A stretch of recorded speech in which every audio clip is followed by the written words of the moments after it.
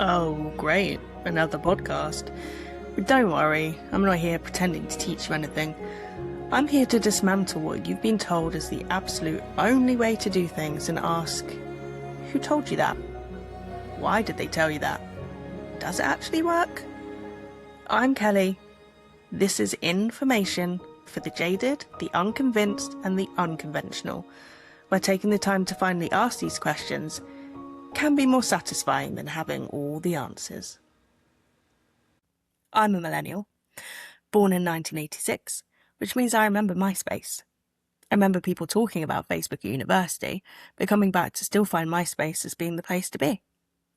But slowly, everyone just moved. MySpace peaked in 2008 with around 75 million users. News Corp had bought it for 580 million in 2005. By 2011, they sold it for 35 million. The platform that was going to be forever was gone in just 3 years. Facebook launched in 2004, initially just for Harvard students, and crept outward to universities, then to everyone. It felt like a revelation at first, a place to connect, share photos, find people you'd lost touch with. It was genuinely social. And I remember something else. In those early days, if you posted anything remotely business-related in your personal Facebook profile, you risked being banned. Facebook terms of service were clear. Personal profiles were not for commercial use. The platform was designed for human connection, not marketing.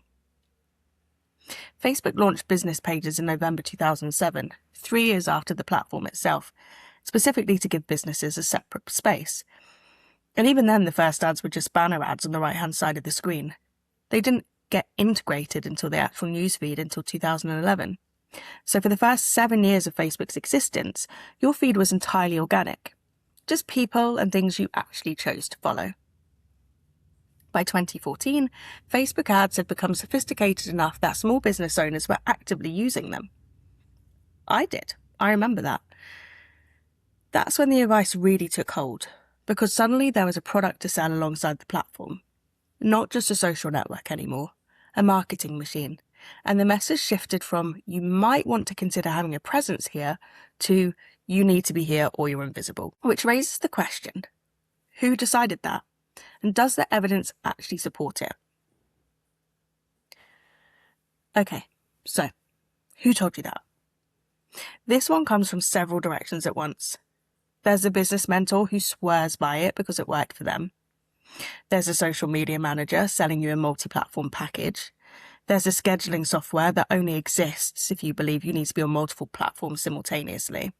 And then there's the quieter one, the internal voice from scrolling, watching everyone else seem to be everywhere at once and feeling like you're falling behind by not being everywhere.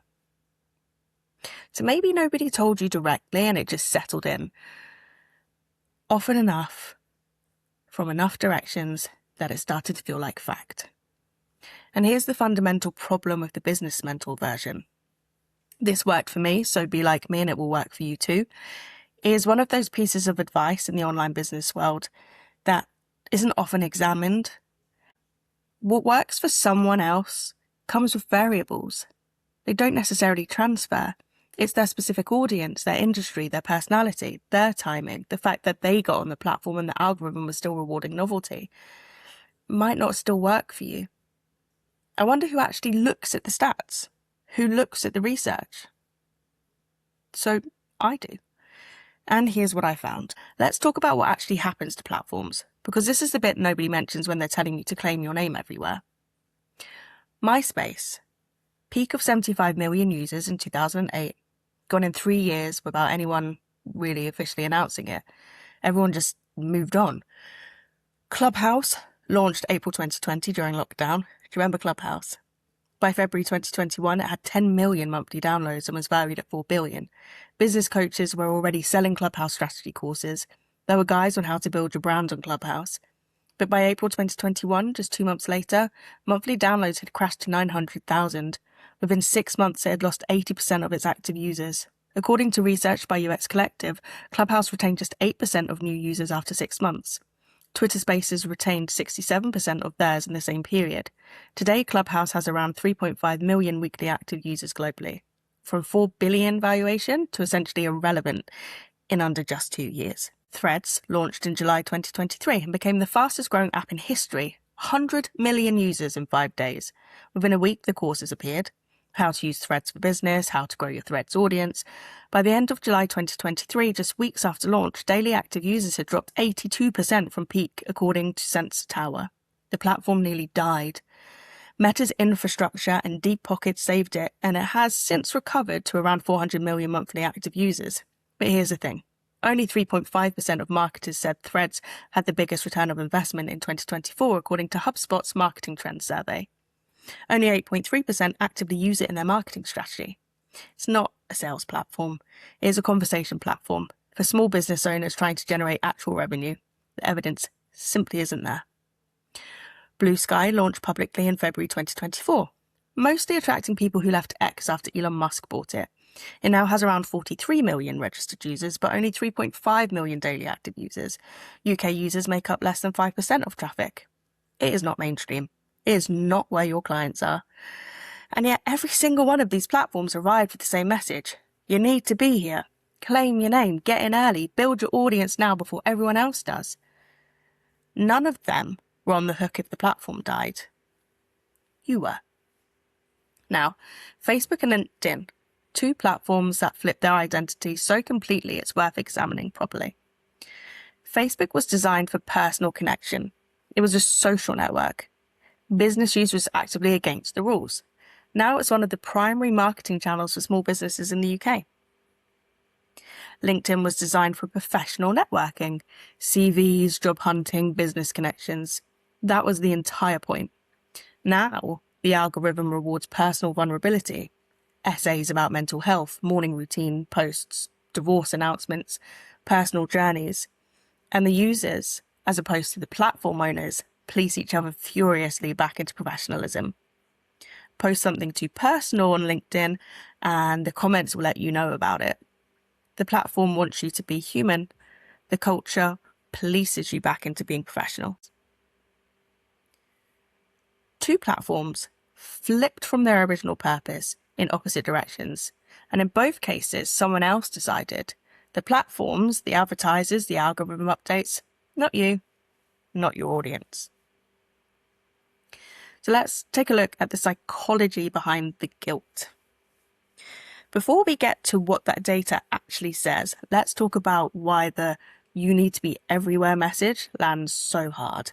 Because it's not just bad advice, it's exploiting something very specific about how we are wired as humans. FOMO, fear of missing out. You probably know the feeling, right? You open your phone, you scroll, you see someone posting on TikTok and LinkedIn and Instagram and their newsletter and their podcast, and something quietly settles in. A sense that you're falling behind, that everyone else has figured something out that you haven't, that if you're not showing up everywhere, you're invisible. Research published in Frontiers in Psychology found that higher levels of FOMO are consistently associated with increased anxiety, depression, and a diminished sense of well-being. 58% of social media users feel some amount of anxiety related to FOMO, according to research cited in TPM Journal 2025. And here's the mechanism that makes it particularly difficult to shake. Social comparison activates FOMO. FOMO erodes self-esteem.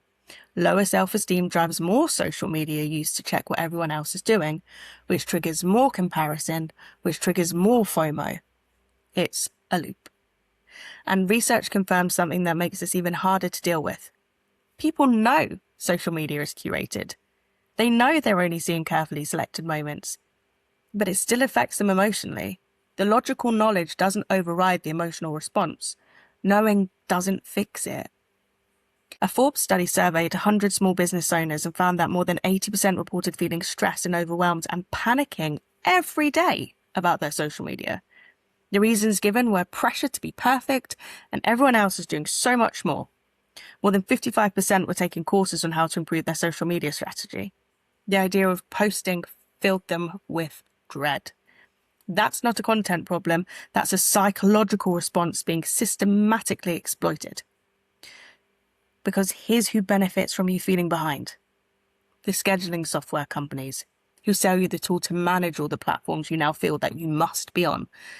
The course sellers who sell you the strategy to fix the feeling that they actually helped create. Certified social media managers who sell you the packages to manage the platforms you can't keep up with. Which brings me to something worth examining. What does certified social media manager actually mean? Social media management is completely unregulated in the UK. There is no governing body, no minimum qualification required by law, no official standard. Anyone can call themselves a social media manager tomorrow morning. Anyone. The certifications that exist fall into a few categories. Platform certifications like Meta Blueprint and Hootsuite's social marketing certification are issued by the platforms themselves. Meta Blueprint requires no prerequisites. Anyone with a Meta business account can take it. Hootsuite's certification teaches you to use Hootsuite. Both have a very obvious financial interest in certifying as many people as possible because more certified users means more platform advocates. Then there are online course certificates from the likes of Udemy and Skillshare. Now compare that to your accountant or your bookkeeper, regulated by ICAEW or ACCA, professionally accountable for their advice, required to maintain ongoing qualifications, legally responsible if they get it wrong. If your accountant gives you advice that costs you money, there's a formal process, there's insurance, there's accountability. There is no equivalent for social media managers, which doesn't mean they can't be brilliant at what they do, many genuinely are, but certified social media manager means considerably less than it sounds. And a certified social media manager telling you that you must be on every platform has a financial interest in you believing that. Their packages are built on it. None of that makes them wrong, but it's worth knowing before you take their word as authority. So let's look at what the research actually tells us. Because if you're a UK business owner and you've been told you need to be on every platform, here's what the evidence says about your audience. According to the Ofcom Online Nations Report and Sprout Social's 2026 UK demographics data, Facebook remains the biggest platform in the UK with 36 million users. That's around 73% of all UK internet users. It skews older. Millennials and Gen X make up around half of all Facebook users, and that demographic, according to research from social media analysts FB Social Media, has the highest median disposable income per household in the UK. The 18 to 24-year-old cohort only spends about 15 minutes a day on Facebook. They're on TikTok, where UK users spend an average of 95 minutes a day, according to Sprout Social's UK Marketing Report 2026. Instagram has 30 million UK users, skewing strongly towards the 18 to 34 bracket, with 44% daily reach among online audience, according to Ofcom data. LinkedIn has 48 million UK members, almost 70% of the entire UK population, which is extraordinary for a professional platform. But engagement actually dropped in 2025, despite that huge user base, according to Metrical's 2026 UK social media study. TikTok has 23 million UK users and dominates under 25 usage. So if your clients are business owners, entrepreneurs, or professionals with disposable income and purchasing authority, where do you think they actually are? Facebook and LinkedIn, not necessarily TikTok, not even necessarily Instagram. The data says so. Not a guru, not a mentor who swears by the platform that worked for them. That's the actual numbers. I've been in business for well over 10 years. My clients have come from two places. Facebook, where I have nearly 5,000 engaged followers built over years of showing up consistently as myself, and referrals, so word of mouth, the oldest form of marketing that exists and the one no platform has ever replaced. Every single client, Facebook or referral.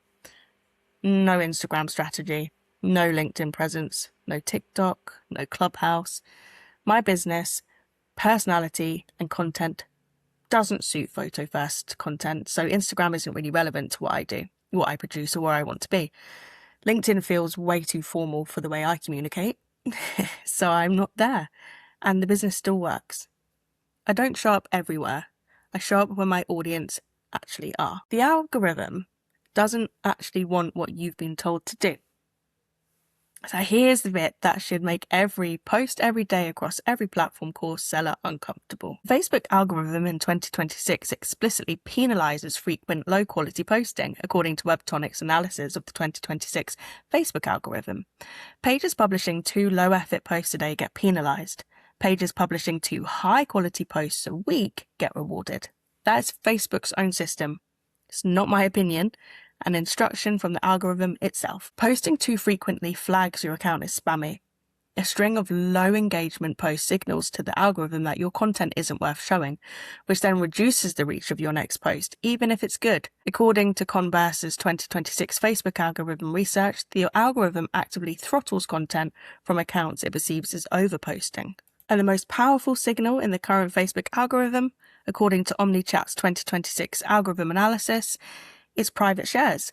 When someone shares your post to a friend via Messenger or WhatsApp, that tells Facebook your content is genuinely valuable. You can't manufacture that. You can only earn it by posting something worth sharing. There's also the AI content angle. Facebook is now actively limiting reach for unoriginal or AI-generated posts, according to the 2026 algorithm research from Outfy. So the people cranking out daily AI content and posting it everywhere are being actively penalized by the very algorithm they're trying to game. And Buffer's consistency research found that posters who showed up regularly, in at least 20 out of 26 weeks, earned 450% more engagement per post than sporadic posters. So not daily, just consistent, over time. Quality over quantity isn't a nice sentiment. It's 2026. It's the algorithm's explicit instruction, and nobody selling you a post everyday strategy seems to have told you that.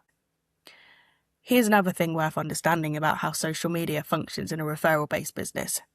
It might not be doing what you think it's doing.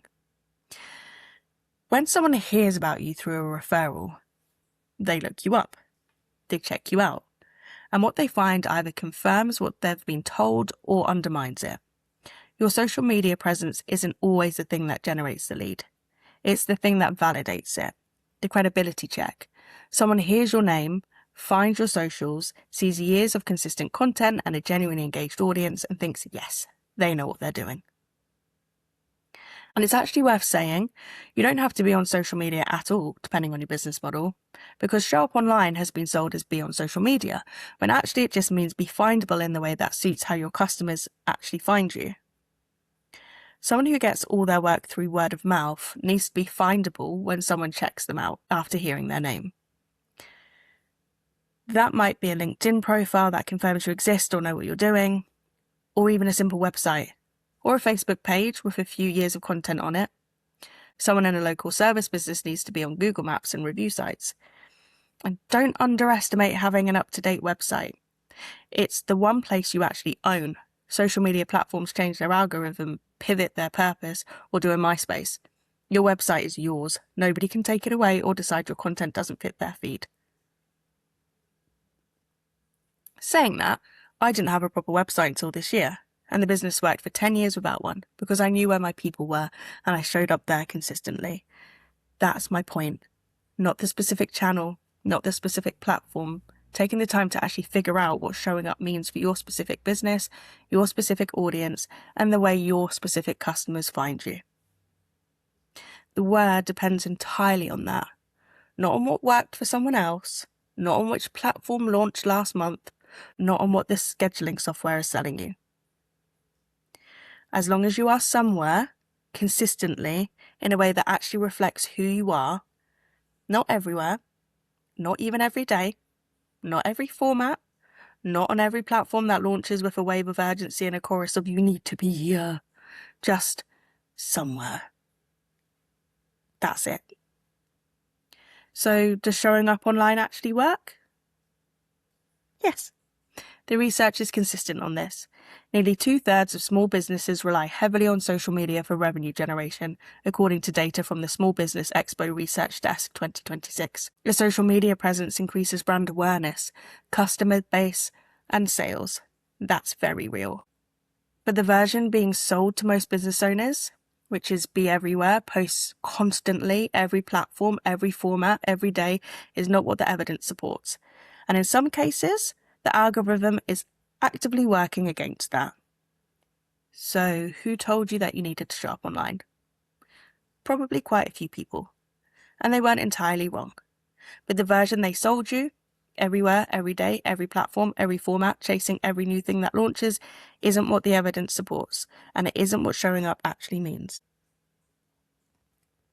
One important caveat: Social media moves fast. Platforms change, algorithms update, demographics shift. Everything I've shared is based on the most current research available in 2026.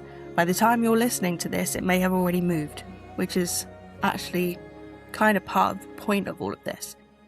What I've done is I've given you the current research, the stats and the facts. Now you get to decide what to do with it. I'm Kellie. This is information. Thanks for your time. I promise I won't waste it.